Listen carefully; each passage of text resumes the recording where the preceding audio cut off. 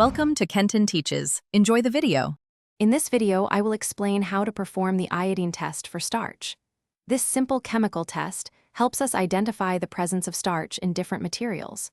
To begin, you will need a few key items: an iodine solution, typically a mixture of iodine and potassium iodide, a dropper for precise application, and the samples you wish to test. A clean white tile or a test tube will also be very helpful for observing the color changes clearly. Before applying the iodine, proper sample preparation is important. If you are testing solid foods like a potato or bread, cut off a small, manageable piece. For liquid samples, such as juices or milk, add about 1 milliliter to a clean test tube. Always ensure your samples are clean and that you avoid any cross-contamination between different items to get accurate results.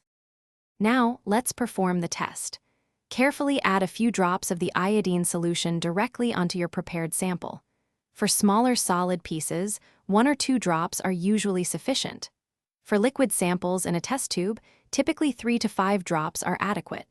There is no need to stir. Simply allow about 1 minute for the iodine to react with any starch present in the sample. Interpreting your results is straightforward. If starch is present in your sample, the iodine solution will change color, typically turning a deep blue-black or even purple.